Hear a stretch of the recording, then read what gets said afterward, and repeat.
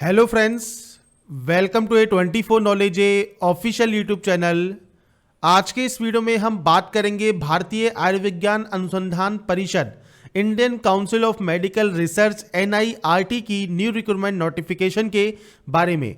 तो फ्रेंड्स, यहाँ पर जो ये वैकेंसी निकाली गई है ये आपके वेरियस पोस्ट के लिए रहेगी, जिसके लिए अप्लाई कर सकते हैं 21/12/2020 तक। कोई भी एप्लीकेशन फीस नहीं है। और यहाँ पर अगर पोस्ट की बात करें तो आप यहाँ पर पोस्ट चेक कर सकते हैं। तो आपके सामने यहाँ पर वैकेंसीज की लिस्ट है, तो आप यहाँ देख सकते हैं कौन कौन सी वैकेंसीज आपके लिए यहाँ पर निकाली गई हैं। इसमें फ्रेंड्स यहाँ पर जो इसका ऑफिशियल नोटिफिकेशन है या फिर जो भी डिटेल्स आपको चेक करनी है इस वैकेंसी से रिलेटेड, ये आपको jobrasta.com पर मिल जाएगी। लिंक आपको डिस्क्रिप्शन में दिया गया है। साथ में फ्रेंड्स यहाँ पर जो ये फॉर्म है ये आपका गूगल फॉर्म है, जो कि 21 दिसंबर 2020 तक शाम 5 बजे तक आप इसमें आवेदन कर सकते हैं। सबसे इंपॉर्टेंट बात यह है कि कॉन्ट्रैक्ट बेसिस पर वैकेंसी है ये। अगर आप इसमें आवेदन करना चाहते हैं, अगर आप एलिजिबल हैं, अप्लाई करना चाहते हैं, कर सकते हैं।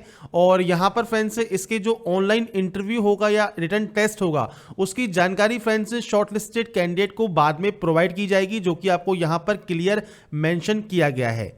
अब सबसे पहले यहाँ पर बात करते हैं इसकी डिटेल्स के बारे में।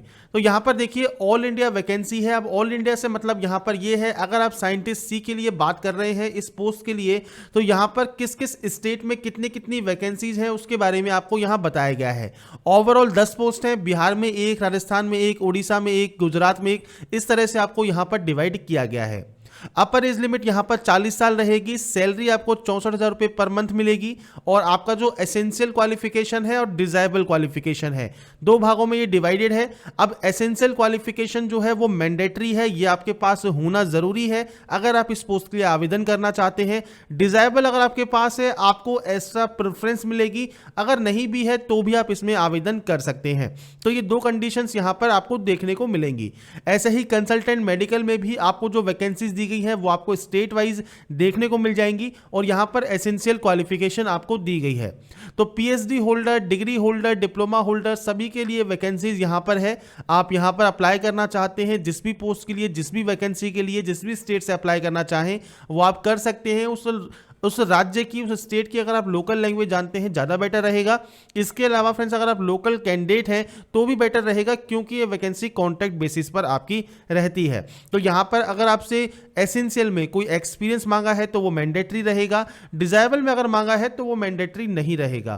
तो बाकी अगर पोस्ट वाइज मैं आपको डिटेल बताऊं तो यहाँ पर फ्रेंड्स फ्रेशर कैंडिडेट और एक्सपीरियंस कैंडिडेट दोनों ही एलिजिबल है। पोस्ट वाइज आप डिटेल्स को चेक कर सकते हैं।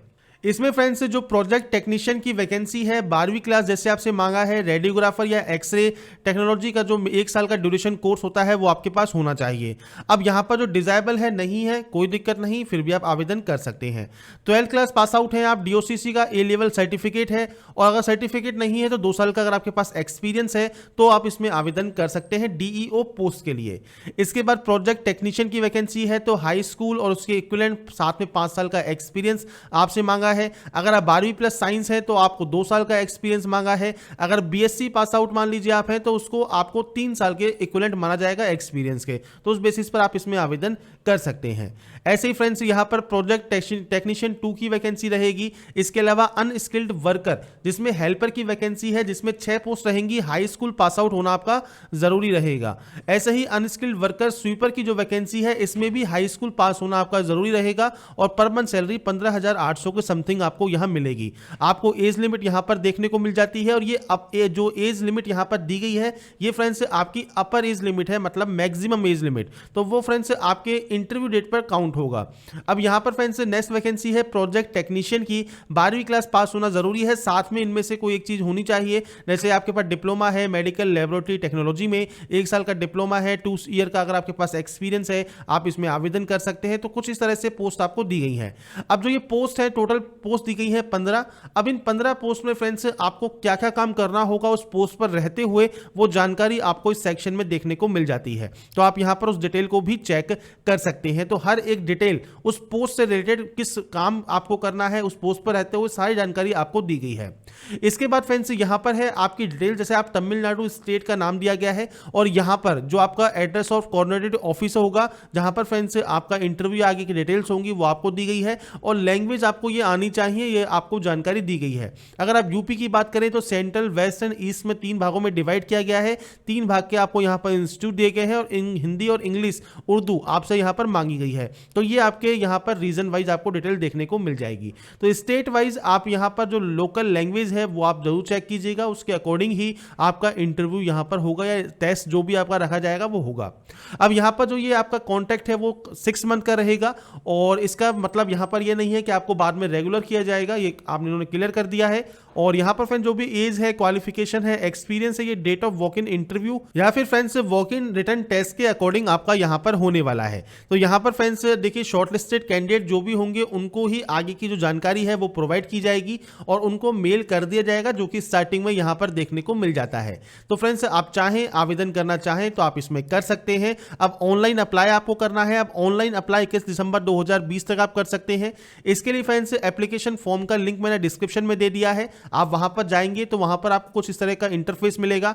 जिस भी पोस्ट के लिए आप एप्लीकेबल हैं, एलिजिबल हैं, अप्लाई करना चाहते हैं, उस पोस्ट को आपको सेलेक्ट करना है। इसके बाद आपका नाम देना है, आपकी फोटो आपको यहां पर अपलोड करनी है। इसके बाद आपका फादर नेम, आपका date of birth, date, month and year आपको बताना है, आपका जेंडर बताना है। अगर आप पीएच कैंडिडेट हैं तो यस कर सकते हैं, नहीं तो नो करेंगे। आप किस कैटेगरी से आते हैं तो ओसी, ओबीसी, एससी, एसटी, ईडब्ल्यूएस, तो ये ओपन कैटेगरी है, मतलब जनरल कैटेगरी है, तो आप कोई भी कैटेगरी यहां पर सेलेक्ट कर सकते हैं और उसके बाद आप नेक्स्ट स्टेप पर क्लिक करेंगे। इसके बाद फ्रेंड्स जो नेक्स्ट ऑप्शन आपके आएंगे वो आपके आएंगे कॉन्टैक्ट इन्फॉर्मेशन से रिलेटेड या कम्युनिकेशन डिटेल से रिलेटेड। तो आपका जो भी एड्रेस फॉर कम्युनिकेशन है, जो भी आप अपना एड्रेस लिखते हैं वो आप यहां बताएंगे, आपका मोबाइल नंबर आप यहां पर बताएंगे, आपकी मेल आईडी आप यहां बताएंगे और उसके बाद यहां से आप इसमें नेक्स्ट करेंगे। इसके बाद फ्रेंड्स यहाँ पर है आपका क्वालिफिकेशन सेक्शन। तो देखिए आपका जैसे बोर्ड का नाम मांगा गया है 10th का, इसके बाद ईयर ऑफ पासिंग, आपका मार्क्स ऑब्टेन आपको दिया गया है तो परसेंटेज आपको यहाँ पर फिल करना है। इसके बाद आपने कौन कौन सब्जेक्ट पढ़ी है 10th में और उसके बाद यहाँ पर इसका PDF आप अपलोड करेंगे। इसके बाद फ्रेंड्स यहाँ पर है कि आपको कोई आपके पास कोई एडिशनल क्वालिफिकेशन है या नहीं है 10th के अलावा, तो यहाँ पर आप बता सकते हैं डिटेल्स को। जैसे आपके पास 12वीं है, डिप्लोमा है, ग्रेजुएशन है, पोस्ट ग्रेजुएशन है, या फिर डिप्लोमा के बाद ग्रेजुएशन है, पोस्ट ग्रेजुएशन है, या फिर कोई अदर है, या फिर आप नो भी कर सकते हैं अगर आप ओनली 10 पास आउट है उस कंडीशन में। अगर आप यहां पर यस करते हैं तो आप यस करके नेक्स्ट स्टेप पर क्लिक कर सकते हैं।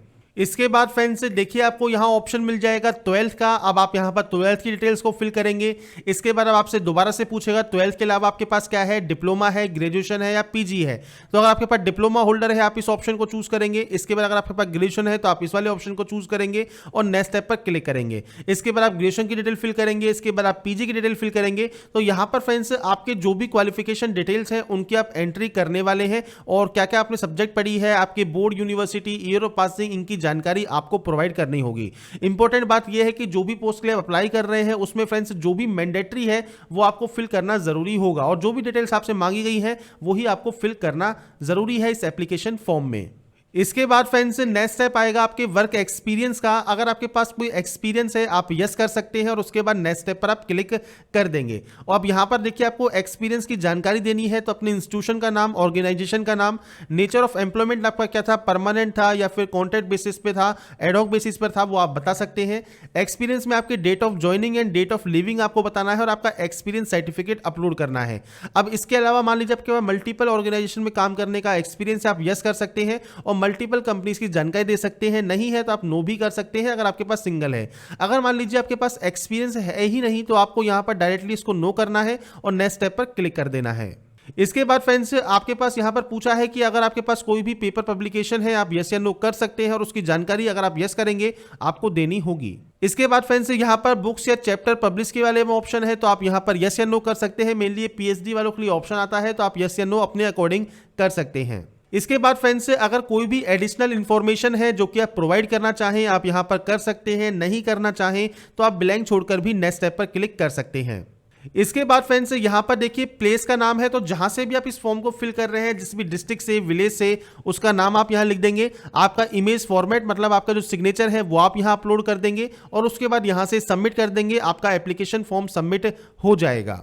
इसके बाद फ्रेंड्स अगर मान लीजिए आप शॉर्टलिस्टेड होते हैं तो शॉर्टलिस्टेड कैंडिडेट को फ्रेंड्स मेल के जरिए और एसएमएस के जरिए सूचना दे दी जाएगी इंटरव्यू की या फिर आगे की जो भी प्रोसेस होगी उसके बारे में। और फ्रेंड्स यहां पर जो भी डिटेल्स मैंने आपको बताई हैं वो सारी की सारी डिटेल्स अवेलेबल हैं आपको ICMR NIIT रिक्रूटमेंट 2020 की jobrasta.com पर। यहां पर मैंने आपको सारी डिटेल प्रोवाइड कर दी है, आप आराम से डिटेल्स को चेक कर सकते हैं। अगर आप यहां पर सेटिस्फाई हैं, अगर आप एप्लीकेबल हैं, एलिजिबल हैं, तो आपको अप्लाई का लिंक भी मिल जाएगा और आप यहां से अप्लाई कर पाएंगे। तो फ्रेंड्स यहां पर जो भी डिटेल मैंने आपको इस वैकेंसी से रिलेटेड बताई है, अगर आपको वो पसंद आई है तो लाइक सब्सक्राइब एंड शेयर जरूर कीजिए। बाकी की जानकारी के लिए ऐसे ही बने रहिए हमारे साथ, देखते रहिए हमारा YouTube channel and last thanks for watching.